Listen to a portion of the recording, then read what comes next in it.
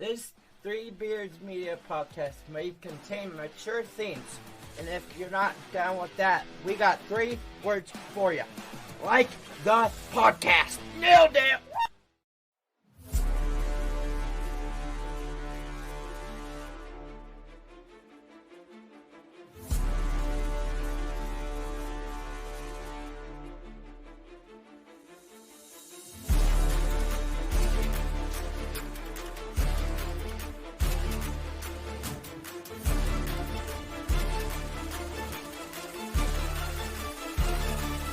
Drop it.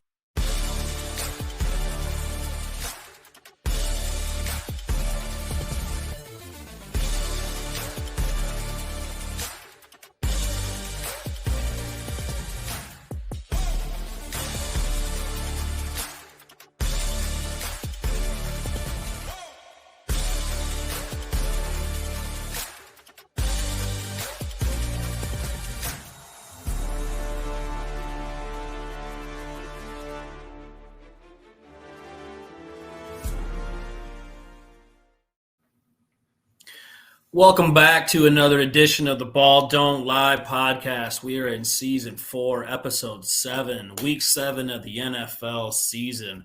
As always, we are proud to be a part of the Three Beards Media Group and thankful again to our sponsors at Revelton Distilling Company. Smule, welcome back, buddy. Thanks, man. Yeah. It wasn't our greatest week. We had our worst circuit week by far. Yeah, worst circuit. We had a couple bad beats in there on that.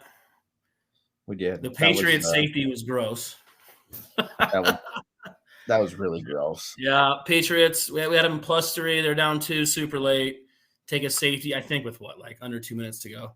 Yeah. Just go 4 and out, and Raiders knee on it, and they game cover. Over.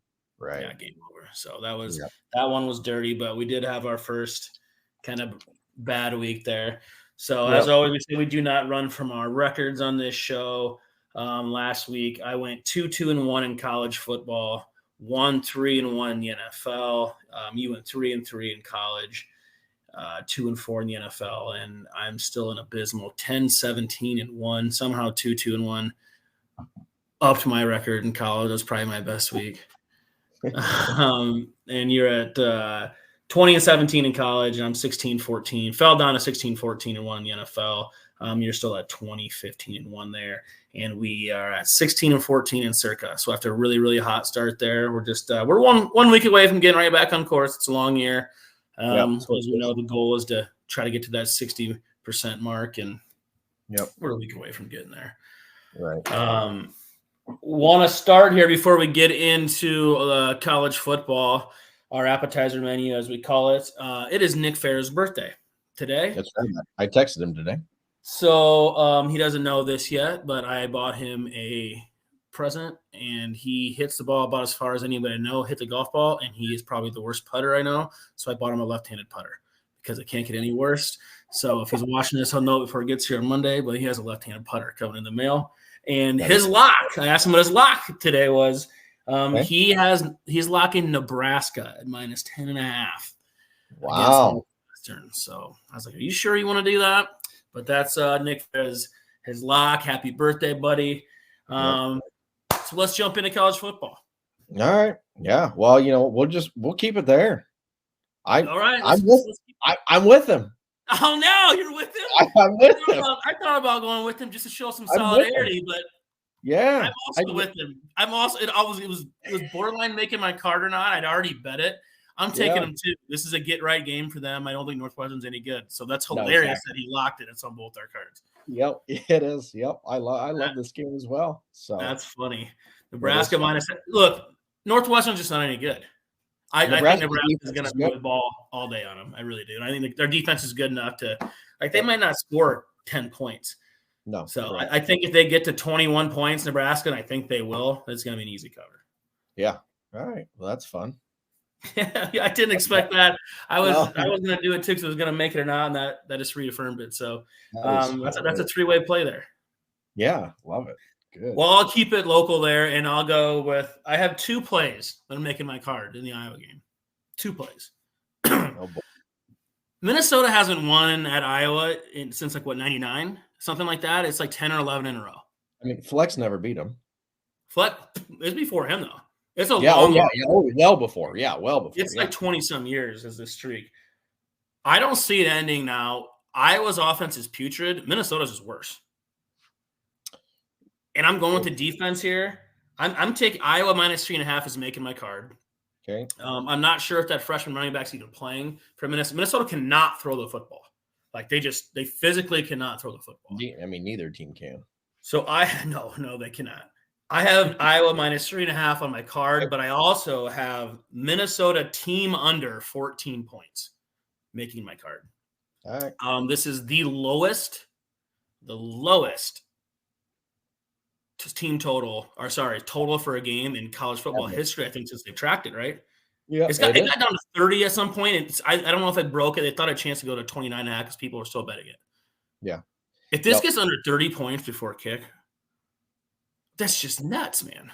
It's nuts. I mean, it's if nothing else says that the HC and OC should be gone, this total probably screams it more than any. I mean, that's an embarrassment at this point. What happens when they win and cover this again? They cover this spread, but they're going to 7-1. Yeah, they're going. I mean, they're the only thing I'm staying away from the point spread is it smells so bad. It seems so easy. It does. Nothing's easy with Iowa, but again, I've come to expect the defensive or a special teams touchdown. I've come to expect it. It's crazy. Yeah. It's absolutely crazy. I was hoping Coward would bring back the fake ID just to get people fired up again. I mean, it's what they are, though, right? Like, if you actually believe they're a top 25 football team, then you don't watch anything. Then you don't they are. It's a product of the schedule. Granted, they're beating the teams they should. No, I mean, power to them, but they're not good.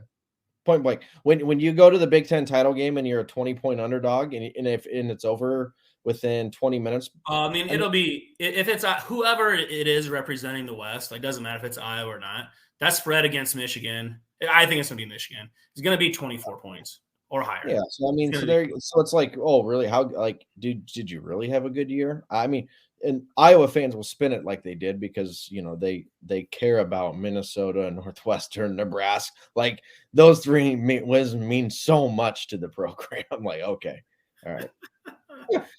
I'll let you put some plays in here, and that's 3 of them for me so far. Okay, you got it. Speaking of the big games, I'll keep it Big Ten. The biggest game of the week. I'm gonna lay it with the Buckeyes minus. I got 4.5. I think it's actually up. It might be to 5 now. It's at 4.5, and I'm opposing you here. Okay, you're opposite. All right. Yep. Main reason why I think Penn State's. Well, first off, I don't trust Franklin in a big game. There's my only holdback is that. Okay. And then second, I think all the defensive numbers are extremely inflated. And I'll just read you the opponents: UMass, Northwestern, Iowa, Illinois, Delaware, West Virginia. Those offenses are hot garbage. It's not good. And so I just think the defensive, everyone talks about, is I don't know how much, are they good? Yeah. I mean, I'm not saying they're bad, but are they as good as what it seems? I'm going to say probably not. No, and look, this is I just personally don't think Ohio State's that good. Sure, and I get that too. And so, I just think that this is an elimination game. Yeah, the line is at 5 and 5.5 some places, so you want to settle at 5. 5, I'm cool with. Yeah, yeah. Let's go with 5 there.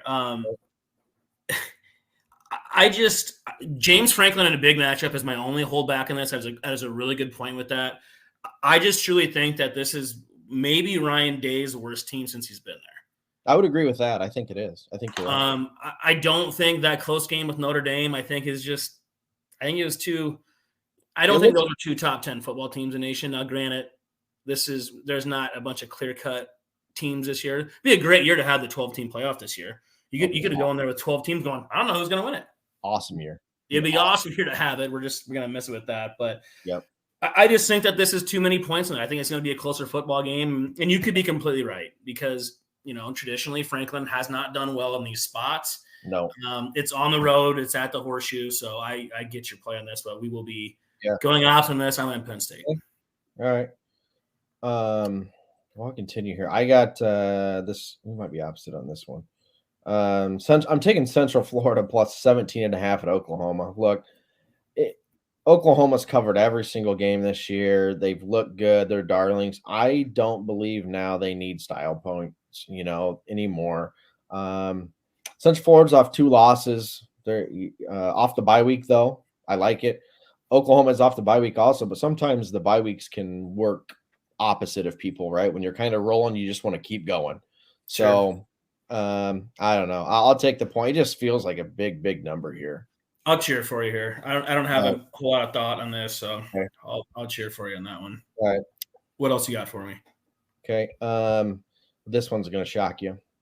This one is going to surprise. I'm laying it with Alabama -8.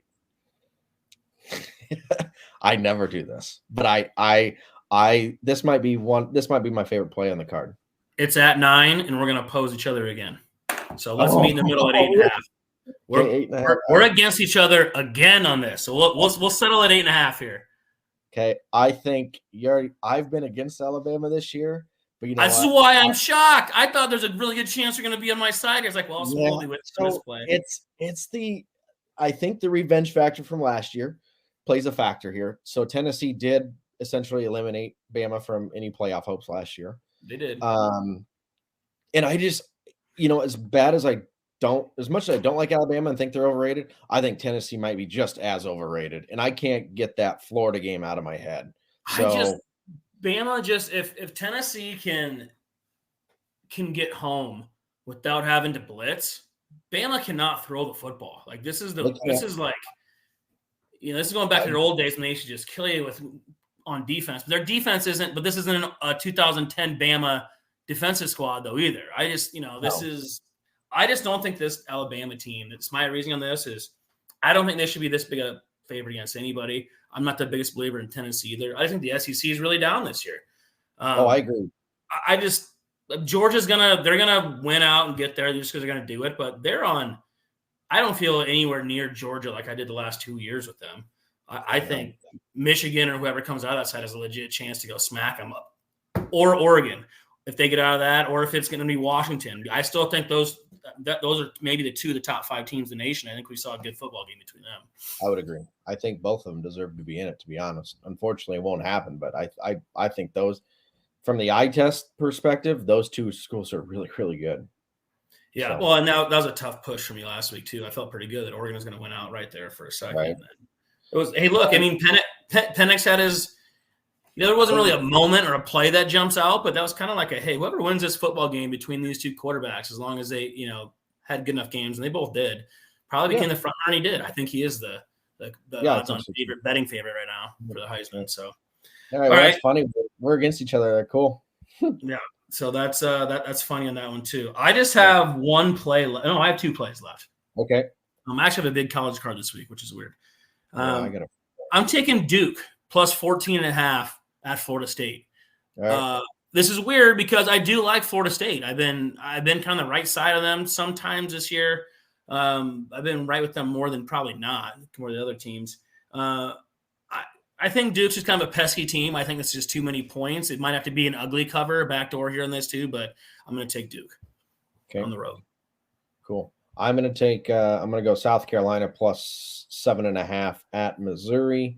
I had Missouri last week in a winner over Kentucky.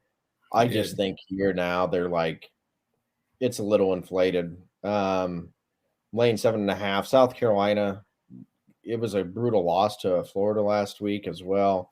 I don't know. Missouri has Georgia on deck. I feel like this is kind of a classic look-ahead spot. I don't know. Missouri laying over a touchdown, I'm just not a fan of. South Carolina's sneaky. If you recall, they had Georgia on the ropes there earlier in the season. So they did.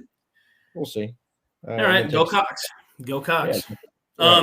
If we would have recorded yesterday, my kid ended up getting sick, so we had to push it back today. James Madison was going to make my card again. They played last night and covered again. So I thought about you. All you viewers out there, in Ferris Pick 5, I think I had him on that.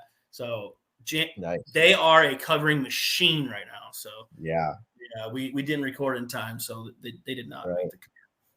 Okay. This one is my last play, and it's another. Again, it's going against a team that I really, really like. But Washington State plus 20.5 again on the road at Oregon. Oregon. Like you said too, with the style, Oregon right now they do need style points. I don't think the Pac-12 is going to be able to get 2 teams in.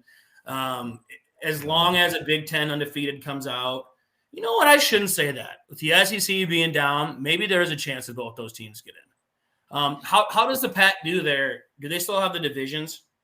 They do. They Yeah. So no, they still have them. So Washington, Oregon are same side. So I mean, it could still work though, because if Bama represents the West and somehow I don't think either one of we don't believe this that they can beat Georgia, but if they could, yeah, I think for the SEC to get 2 teams this year is going to take Georgia getting beat in the title game and being undefeated, because they're still going to get in on that. Just for 2-time defending champs, I would agree with that. But Look, Oregon does need style points. I just think I watched Washington State a couple times this year. They're super hit or miss.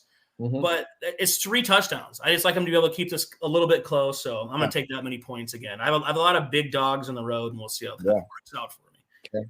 Yeah, I got a dog here on the road. I'm taking Mississippi State plus 6.5 at Arkansas. I am more just fate. Arkansas has been very kind to me. They've been very kind to you. Yeah, I am fading them here.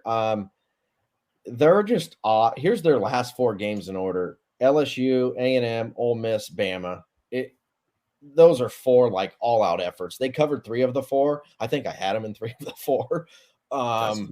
It just feels like a crazy letdown here, right? That they just the tank isn't going to be as full coming off those 4 all-out games. I don't know. I'm just it's just a situation, but I'm going to take the points in Mississippi State. I don't think Mississippi State's any good either, but I'm going to take it with them. So, all right. And then I got, let's see, I already mentioned, I got one more. I'm going to take Miami plus 3 at home against Clemson. Not sold on Clemson at all. No, I don't think they should be laying points here on the road. This was a just miss for me. So I should really like this play. All right. Yeah. So I think the Canes rise up. They need to get a nice little win on the resume. So they need to do something after the letdown 2 weeks ago. Kind of carried over on them. So good. Yeah. So I think you with Miami last week too, and that let you down. So all right, is that your full card? Yep. Cool. I think we both have 7 plays if I'm counting right here. So I'll run through those here quick.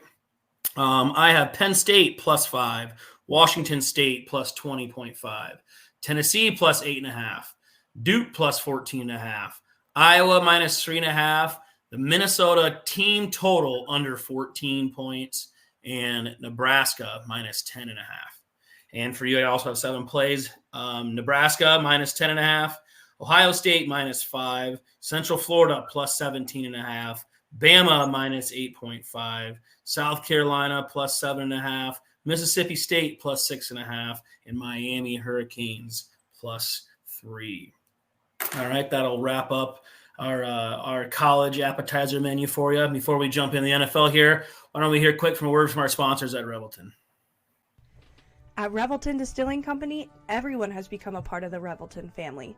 From the Taylors and their daughter who helped perfect their award-winning gins, to the team who installed Lucy, our 33-foot-tall custom-made still, right down to the local farms that provide our coveted corn, and even the cows on those farms who consume our mash byproduct. Want to see the farm to flask come to life? Now you can tour Lucy and find out where we take Iowa's harvest and transform it into our finest spirits. Choose between a 45-minute tour or find out even more by scheduling a VIP behind-the-scenes tour to get the taste of the full Revelton experience. You can visit them at 1400 West Clay Street in Osceola, Iowa, or find all of Revelton's award-winning spirits at any local grocery or spirits retailer.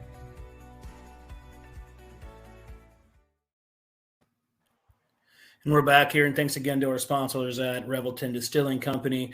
This is the Ball Don't Lie podcast, brought to you by Three Beards Media. I'm Ted. He's Justin. Kind of a weak NFL, our weakest by far NFL appearance of the season happened last week. So we just need to hope that it's not run on a cooler here. Let's get it back. I liked too many games this week, which has been weird because we thought it'd been hard and they were. So maybe we can get that turned around. I have 6, maybe 7 plays. I got to decide what I'm doing on my last one here too. I have a lot also. All right. Well, let's just jump right into it. You got it. All right. My first, I'm going to take the Falcons plus 2.5 on the road at Tampa.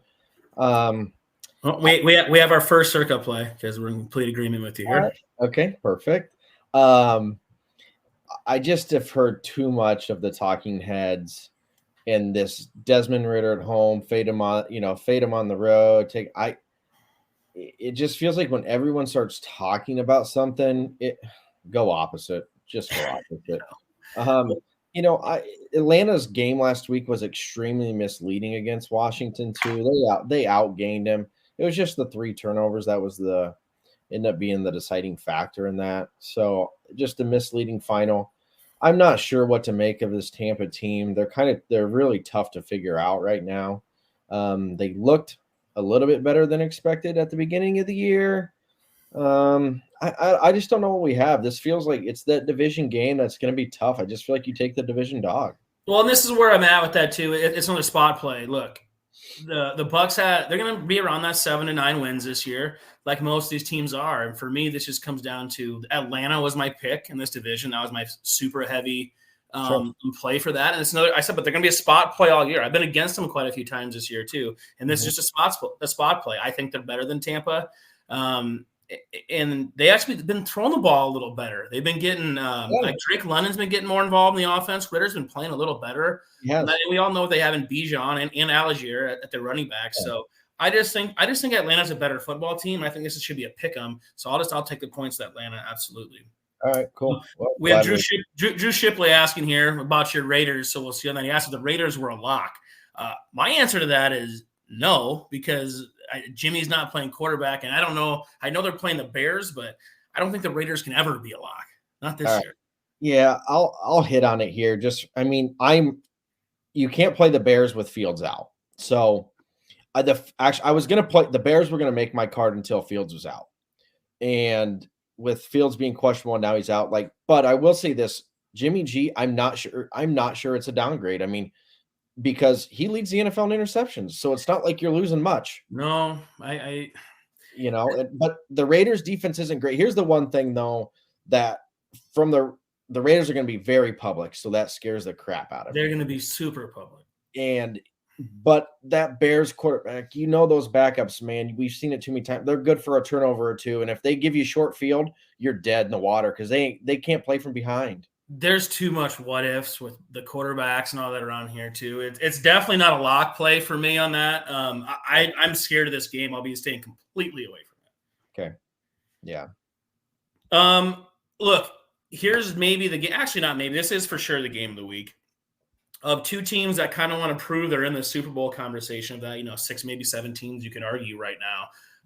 And that's a team that I'm not as high on as maybe you are. I can't remember. I might have had that wrong. I'm not as high on the Ravens as a lot of people are.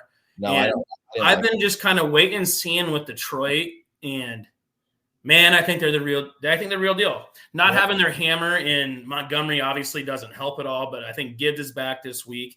And look, if you're going to give me the Lions and getting points right now, I'm going to take them. That's just probably the rule of thumb for me.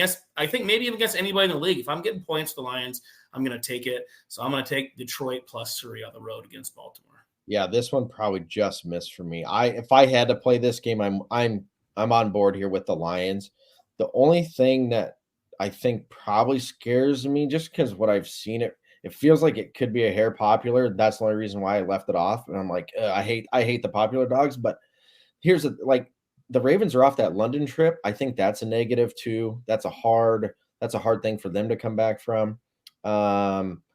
And the Ravens are just not a team that you like to lay points with. I mean, no, and they're weird for me because that offense can go out and score 7 to 10 points some weeks. And other weeks they look fine. It's just I think the Lions have answered more questions at this point than Baltimore has. So they come out and put it to Detroit here, and they answer a lot of questions with that. But I just have way more question marks with Baltimore than I do with Detroit.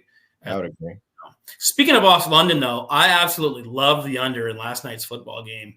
And I was looking like it's going to be a nice little sweat for me. And then all of a sudden, 4 straight possessions in a row became a track meet and got away from everybody. I love the Saints under total points and that. And then the Jags went nuts on it. Look, and the Saints had a chance to tie the game late. It was the Jags another win. That's what 4 or 5 in a row now. I'm not sure we learned a ton.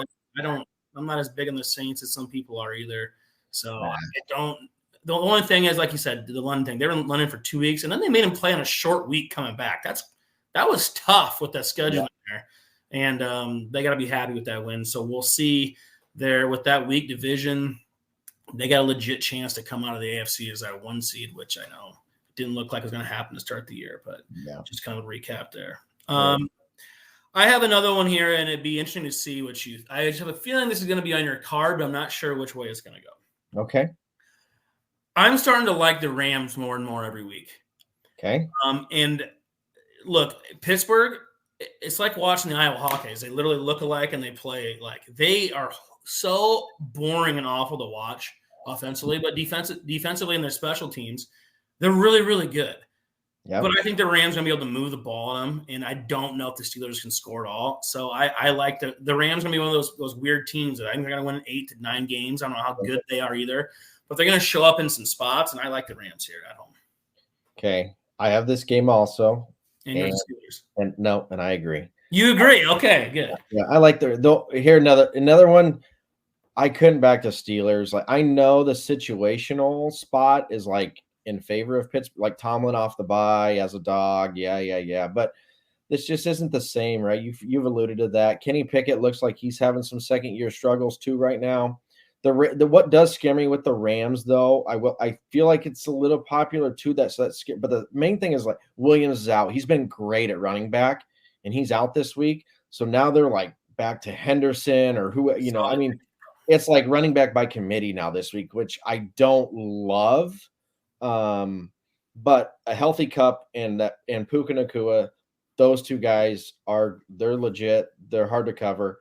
But I do agree with you. I mean, look, the biggest thing here is that the Rams if they have a good enough plan to negate that pass rush, they're going to be fine. But if the Steelers are getting home, they can beat anybody. That's how good their pass rush is. Yep. We'll see. But I do like the Rams here in this play. Yep. So do I. Yep. They're on mine too. I'm going to take the Giants +3 at home against the Commanders. Probably a game no one wants to watch, and I don't blame you. No. But I mean, I allude to like the Commanders' win last week was a little fluky at Atlanta, right? And I think the Giants are just a tad. If you can say this, they're a hair underrated. And give me a second, I know they suck, but they have losses to the Cowboys, to the Seahawks, Niners, Dolphins, and Bills. I believe are the 5. They're underrated if you want to consider them a 1-win football team compared to some of those others. Sure, I'll give you that. Sure. Yeah. And look, last year they were inflated. Those wins too. They're somewhere between that. Yeah. As an organization right now. They're not as good as they were last year. They're not as bad as they are this year. They're somewhere right in the middle of that. I would agree. What I think they are. So I can give you this play. Dude, I almost like Tyrod Taylor playing here instead of Daniel Jones anyway. I think he gets rid of the ball a little quicker than him. And Washington's pass defense is horrendous. I think they're giving up like the 30th or something like that in the league with their pass defense. Yep, so they're bad. I think they're going to move the ball. Yep, and that was my next point too. Yeah, Washington's D's, unfortunately, like they're no good.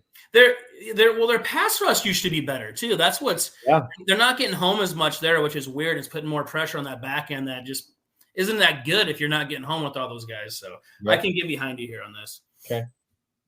I have another one that I think we're going to agree on because we talked about it after last week. Okay. I'm going to take the 6 points because it's up to 6 now with the Chargers. I think they're going to beat the Chiefs.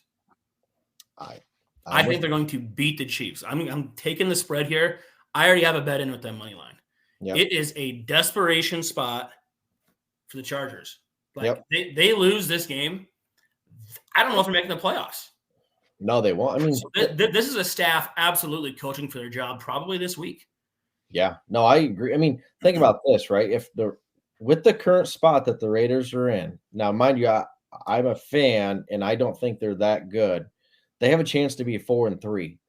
If the Chargers lose this game, they now, even though they beat the Raiders head-to-head, they have a big hill to climb if they lose this game and the Raiders win at the Bears, which is realistic possibility for both.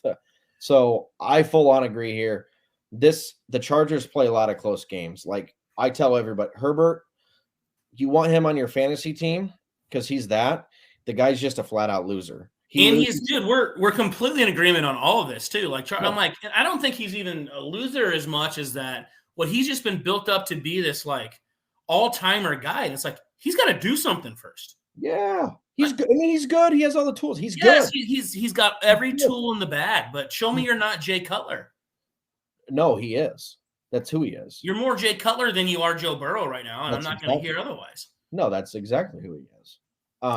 So they're making your card too? Yeah. Oh, yeah. He's Jay Cutler with less turnovers.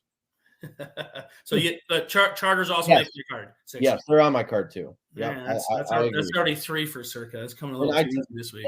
And to flip it too, on the Chiefs side, right? I think you and I both agree, right? Offensively, I still think they're trying to find it. Them trading for Mecole Hardman still tells me a lot that they're kind of desperate. They're like, okay, it's not working right now. We got to go get a guy back. They did that this week.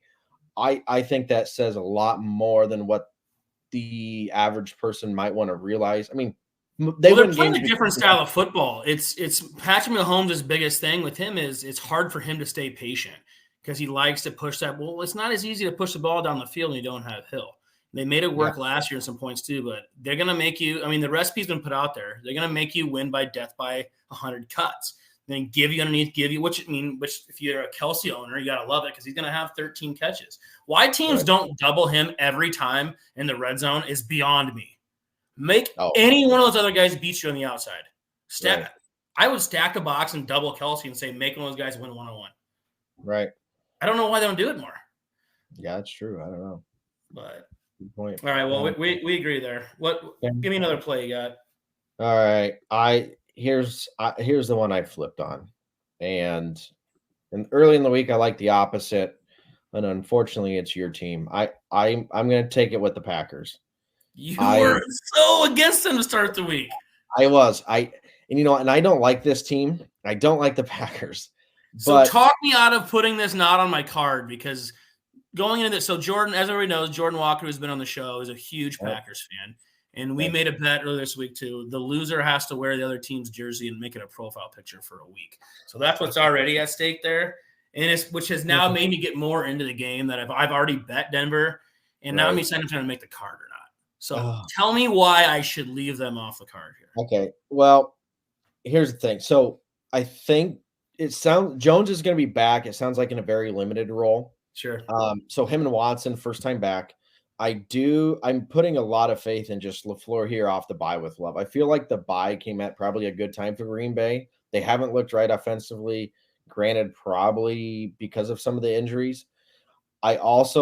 Let's face it, Denver's defense, for whatever reason, has just been atrocious, right? It's not been good. It's been bad. And I think the Packers will just kind of just trot down there, 9-10 play drives, move the ball, get points, and I think Russ will kind of do what he does and pad the stats late when it's kind of irrelevant. I don't know. I just don't think this Denver team has it. And I just wonder where you would know more on the inside part of it, but I just wonder where their heads are at, man. This wasn't what was projected at the beginning of the season. Well, it's not good. And I don't know if you heard the Jerry Jeudy comments this week either. I did. How it's not on. It's hard. It's so hard for a receiver to get stuff done because the quarterback can get you ball. The offensive line's not blocking right. The eye in the sky. He basically kind of trounced on his roster there too. So I will not be shocked if either a deal's done before this week or you see some late injury with Jeudy before he doesn't even suit up at all, or this could be Judy's last game in a Broncos uniform. And I've been saying the whole season anyways, we're not going to give him a contract anyway. No. He puts out another 4 stinkers in a row, and that whatever value he has, which can't be great at this moment, is going to be less and less.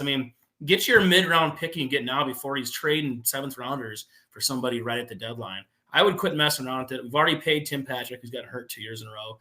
And you paid Sutton. You're not going to pay Jeudy. You're going to draft somebody or do something else. So just move on from him. It's time. Okay. I wore this shirt just to piss Jordan off, too, if you saw it. I was looking for it the week we had him on. I couldn't find it, so I had to wear it today. And then I'm also wearing my cousin Spencer Staley, my great uncle that he passed away this past year, found his old Arweva alumni hat. That's probably from the 90s, man. I don't know. So that's a cool hat from the 90s, man. Shout out, Spencer. Yeah. All right, I'm going to leave Denver off the card because at this point, give me losses anyway. What good does it do to go 4-13? Nothing. Give me 1-16. Okay. I got one more. All right. I'll be curious on your take on this one. I'm gonna lay it with Seattle 7.5. I think it's 7.5 in the contest. It's done at 7.5. It opened at when it opened at 8.5 on the week. I think I have a small bet the other way. And I did too. I've softened my stance on this with the Cardinals. Same. So I'll cheer for you here, but I lean the other way. Okay. But I liked it earlier this week when it was at 8.5, 9. Yeah, I did too, actually. I did too, plug in the Cardinals early. And then I started looking, I was like, because I tend to fall in love with dogs and dogs often. So I'm like, no, you don't say. But I was looking into it and I'm like, man, it feels like the Cardinals are kind of turning into what we thought they were going to be. They've had 3 clunkers in a row here. And I think Seattle last week was misleading, man. That box score at Cincinnati, they were 1 for 5 in the red zone. They should have won that game. And I think they're going to be full of piss and vinegar here. Coming home off the loss in a division game, I think he'll have him ready. And I know the history of this series kind of scares me because generally it doesn't really matter how good or how bad. They always play close. Yeah. And I feel like Arizona's kind of dominated the last 5-6 years in this series, haven't they? Yeah. Yeah. I could be remembering the teams wrong. There's one. It's Arizona and somebody. Arizona's dominated somebody that they shouldn't be. Yeah. Yeah. This division's weird how that works, actually. It's super weird. Like McVay owns Carroll. And doesn't Shanahan own McVay? I think Shanahan owns McVay. Yeah. Yeah. There's no, like, usually their division rivalries, you beat each other up. Usually you split that. It's not that. It's like, no, it's weird. You're dominating one team, they're not in the other. They're all about the same with their conference records, but it's weird how they get there. It's weird. Right. So I'll cheer for you here. I like it a lot better at 7.5 than I did when I started the week, that extra point. So go Seattle. All right. I got 2 plays left here. All right. And I think these are like both small plays. So you're going to be laughing and probably cheering for me here. I'm not that sold on Philly yet. Philly just seems a little off. I think they have the people to get there, but they're not. It's just something kind of like the Chiefs a little bit right now. The record's fine. You're doing fine, but you're coming off a loss. And I'm not so sure it's not going to be 2 in a row. The Dolphins can score points, man. And again, the Dolphins are kind of like a Lions play for me right now too, to where if I see you playing somebody and you're getting points, I'm going to take you. I just think that I'm going to end up on the right side more often than not with that. So anytime I see the Dolphins getting points this year, I think I'm going to take them. So I'm going to take the Dolphins on the road plus 2.5. Now, here's the reason I like Miami, though, too, is if they can play on time and get the ball out, that's when Tua's good. Where the Eagles can wreck you, this is how they win the game. They can blow them out if they do, is if that pass rush, and they have dudes up front that can get home. The problem is their secondary, I don't know who's going to be playing for them. They could have both corners out again. They're so banged up on the back end. And if that front end's not getting home like they're not getting home like they were last year at this point. Now, look, they have the guys that can change overnight. But if Philly can't get home up front when Miami can run the ball and play on time, that offense is – I mean, it's the L.A. Rams of 2000. It's the greatest show on turf. They're so fast. Yeah, so. I echo everything you said. So this just, if I had to add one more, this would be the game. Say the only thing that scares me is what you talked about is really it's the Eagles coming off that bad loss, right? It's prime. They're in a prime bounce back spot on prime time. But I tell you what, you and I both agree here, but McDaniels is playing chess and everyone else is playing checkers, man. He's a Broncos ball boy. Broncos ball boy. Yeah, it's so awesome seeing him coaching Miami and Shanahan and San Francisco. I love it. Just love that guy. That guy's awesome. And you're exactly right there. Oh, he's so, but the guys love him. The guys love him. You have to. He seems cool. Yeah. So. But I think too, the biggest thing here is what you said, that secondary. If Philly's not getting that pass rush, Tyreek Hill is going to go absolutely nuts again against backups. Well, and it's not just Hill. You got, Waddle. And look, this is Claypool's not that good, but how is he as a third option running around in that? You might see a little bit of him this week. I think we'll probably add this game on the card. You're going to add this game to your card? I think we'll probably play it in Circa. I kind of like. I like it. I think it's a good. I'm with you. I just think this is why I thought you would like it, because it has all your reasons on it. But come off the loss is bad and primetime. I'm going to do it again with the Monday night game. Oh boy, 49ers are coming off a horrible loss, an absolutely horrible loss. Yeah, and the Vikings seem lost and terrible. They don't have their best player. But I'm going to take the Vikings as 7-point dogs at home on Monday night. I get it. I don't know who's going to play for the Niners yet. I think there's going to be a lot of game time decisions there. And Kirk Cousins is horrible in primetime game. There's no reason to play the Vikings here. There's just I have a feeling the public's going to be hammering them. I think it opened at 6 and it's already at 7. I don't think they're going to lose the game, but I think it's going to be another look, the Niners looked invincible until last week. They were just pounding the crap out of everybody. For Brock's sake, I hope he does play well. And if they end up hammering these guys, getting away from it, it probably means Brock played well, so I can live with that on the loss. But I don't know. There's just something that feels – this is my biggest just like gut-wrenching, gut-feeling thing that the Vikings are going to show up on Monday night and score a bunch of points against them. I don't know. Yeah. The only thing that truthfully keeps me off this side is just how abysmal they looked without Jefferson last week. Yeah, that's the only – it's truthfully the only reason. So I understand. I think you're right. I mean, the betting public will be on the Niners. They do have injuries, right? I mean, typically speaking, I feel like everyone gets injured at Minnesota anyway on that turf. Hence why I think they're taking the field out. Well, and that's the thing with the Niners too. You got all these guys that got banged up, and the injury history there. God, I listened to a show that's literally talking about that today or yesterday. So it's funny you bring that up. That you don't know who they're gonna play this week because they don't want to play on that field. And these guys are already kind of banged up. Why don't you just give them a bye? Right. So, all right. I don't know. I just think it could be weird. It could be a plug your nose down 13 with the ball and a minute 40 to go. Give me that gross back over. Yeah, the Kirk special. He's great in those moments. He's great at being down 21, and all of a sudden he's the best quarterback in the league. Fact, 100%. He's come back and won some of those too, and he starts letting it rip. Yes. So yeah, you're right. But again, he doesn't have Justin Jefferson to throw the ball to. I mean, big dose of Addison and Osborne in that game. But, right. That's it for me. I got 6 plays. Okay, that's all I got. I think you also had 6 plays, so I'll run through them here quick. Thanks for talking me out of Denver. They've been awful to me this year. Thanks for talking me out of that. Yeah. Losing the bet to Jordan's good enough. Give me the better draft pick. There you go. All right, I got 6 plays here with Atlanta plus 2.5, the Lions plus 3, the Rams minus 3, the Chargers plus 6, the Dolphins plus 2 in the hook, and the Vikings plus 7. I have 6 plays for Smool also. Atlanta plus 2.5, the Rams minus 3, the Chargers plus 6, the Giants plus 3, Green Bay minus 1, and Seattle minus 7.5. Look, bounce back week. I'm looking forward to it. Sounds like we probably got 4 plays locked in for Circa already with the Falcons, Rams, Chargers, and Dolphins. We'll have to find one more in there somewhere. I think we kind of agreed on some of that stuff, so it shouldn't be too hard with that. Got anything else to add here? No, I can't. I just think, gosh, I got to submit that tonight. Oh, yeah, it is Friday. It's weird Friday. That's Friday. Happy birthday again to Nick Farah and his lock with Nebraska minus 10.5. We're going to be joining on that. Good luck with your left-handed putter. Right. I was laughing. That's hilarious. That's a great gift. That's so funny. Man, that's so funny. He pounds the ball. That dude cannot putt. Right.